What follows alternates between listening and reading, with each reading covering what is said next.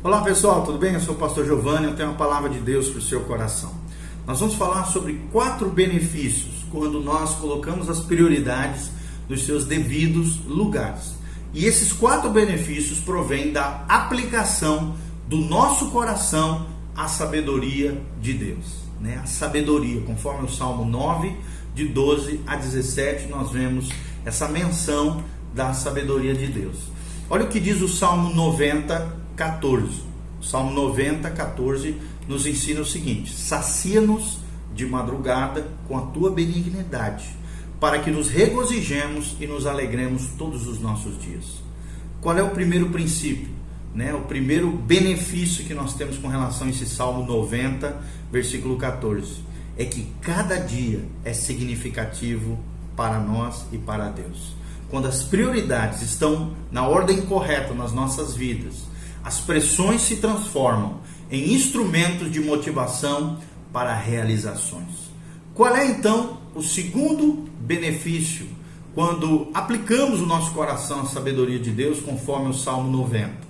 É o Salmo 90, versículo 15, quando a Bíblia diz: alegra-nos pelos dias em que nos afligiste e pelos anos em que vimos o mal. Ou seja, a Bíblia Sagrada nos ensina que a alegria é contínua quando caminhamos no Senhor. A alegria é contínua. É o segundo benefício quando as prioridades do nosso coração está aplicado na sabedoria. A alegria contínua tem a ver com as dificuldades presentes, passadas ou até futuras, onde nós podemos entender o propósito de Deus nas provações. Somos então motivados a cooperar com Ele no nosso dia a dia, na vida de outras pessoas, nos ministérios que Deus colocar sobre nós e nas influências que nós vamos exercer sobre as outras pessoas. O povo de Deus é um povo alegre. A alegria do Senhor é a nossa força. Então viva com alegria contínua, com a alegria do Senhor. O Salmo 90, versículo 16, também ensina o terceiro benefício, a terceira bênção de aplicar o nosso coração à sabedoria de Deus. O Salmo 90, 16 diz: apareça a tua obra aos teus servos e a tua glória sobre os seus filhos. O que esse salmo quer dizer conosco? Qual é o benefício que ele nos traz? O terceiro benefício é que as bênçãos se estenderão até as futuras gerações.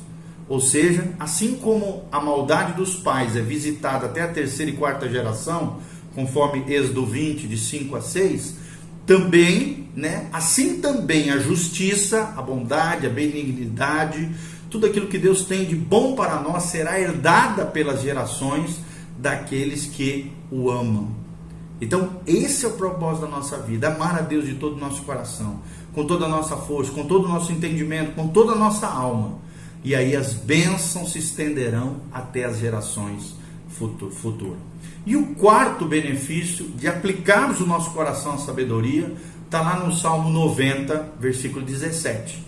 A Bíblia diz assim: e seja sobre nós a graça do Senhor, o nosso Deus, e confirma sobre nós a obra das nossas mãos. Sim, confirma a obra das nossas mãos, diz o salmista no Salmo 90, 17. Qual é esse quarto benefício de termos as prioridades no lugar, de aplicarmos o nosso coração à sabedoria? O quarto benefício é que os resultados serão estáveis e permanentes no Senhor. O que eu quero dizer com isso? Que nós vamos observar tudo o que está escrito na palavra e fazer dos pensamentos de Deus os nossos pensamentos.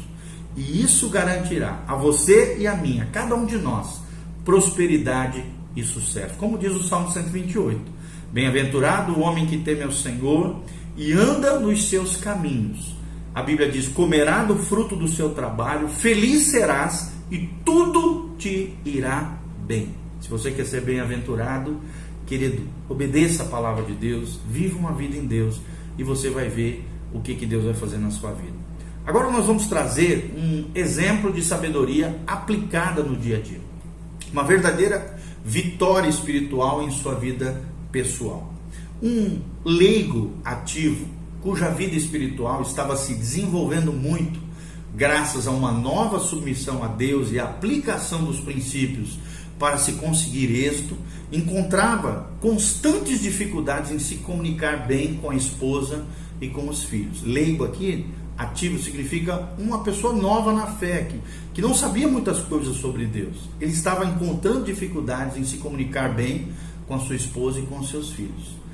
Apesar de seu crescimento espiritual, as fortes pressões do emprego impossibilitavam-no de dar à família o tempo necessário.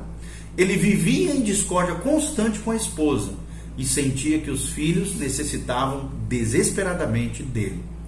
Então, ele começou a sofrer consequências físicas dessa crise familiar e pessoal, as quais atribuía ao trabalho, culpava o trabalho. Precisou até ser hospitalizado e viu-se obrigado a pedir uma licença bem longa do serviço. Ele tinha pensado que as responsabilidades de sua posição o estavam absorvendo cerca de 60 a 70 horas por semana. Por exemplo, uma semana de 40 horas de trabalho, né? Então, certo dia, um certo pastor perguntou a ele: quantas horas você trabalha por semana? E a resposta foi 40. E aí, outra pergunta: você nunca faz horas extras? Perguntou o pastor. E aí ele disse: muito raramente, replicou esse rapaz. O pastor então sugeriu que ele examinasse o seu plano de atividades para ver como é que ele estava usando todo o seu tempo, sem que sobrasse qualquer tempo para a esposa e para os filhos, causando esse caos familiar. Então, olha só o exemplo dele. Ele gastava 49 horas de sono, 47 horas de trabalho, incluindo o almoço e o percurso até o trabalho. Ele gastava 12 horas do trabalho na igreja, incluindo a preparação para a escola dominical, e o tempo gasto com hora devocional era apenas de 5 horas. E tarefas de rotina e refeições eram mais 7 horas. Ou seja, ele tinha consumido 120 horas por semana. A semana tem 168 horas, menos 120, ele tinha 48 horas sem uso. Ou seja, ele tinha 48 horas desperdiçadas por semana. Depois quando o pastor fez esse levantamento, né, ele voltou, procurou, para ver se havia deixado de anotar alguma coisa. E ele garantiu, aquele rapaz, ao pastor, que tudo estava ali incluído. Então, o que nós podemos aprender com tudo isso? Qual é a recompensa da obediência? É um novo relacionamento com a esposa e com os filhos. Então, ele explicou aqui, né? Eu tenho tempo, mas gasto todo ele pensando nas responsabilidades do meu trabalho, disse o rapaz. Quando ele colocou as prioridades na ordem correta, graças a Deus, seguiu os passos relacionados adiante, logo recuperou a sua saúde, o relacionamento com a sua esposa melhorou, o filho adolescente confessou, 2 anos mais tarde, né, que confessou aquele pastor que havia atendido esse rapaz, que houve uma época em que ele não podia mais conversar com seu pai. Agora, graças a Deus, não havia mais nada em que ele não podia dialogar, discutir e conversar com o seu pai. Então é muito importante isso, examinar o nosso horário, as nossas atividades e temos uma visão realista de como nós gastamos diariamente o nosso tempo. Faça um levantamento das horas gastas nas seguintes áreas da sua vida cada semana e marque esse tempo num formulário com honestidade para que você veja aquilo que você está fazendo com o seu tempo, se você está remindo o tempo em dias maus, sendo um bom gestor do seu tempo. Por exemplo, quanto tempo você gasta no seu sono? Anote aí. Quanto tempo você gasta com refeições? Quanto tempo você gasta no trabalho? Quanto tempo você gasta na igreja? Quanto tempo você gasta no ministério? Quanto tempo você gasta nas tarefas? Quanto tempo você tem de passatempo, de lazer? Quanto tempo você desenvolve com a família? Quanto tempo você tem em cuidar de você mesmo com exercício físico? Quanto tempo você tem de recreação ou de lazer? Coloque tudo isso e depois coloque o total. Lembre-se que uma semana tem 168 horas. E aí você vai ver quanto tempo desperdiçado você tem ao longo da sua semana, tá?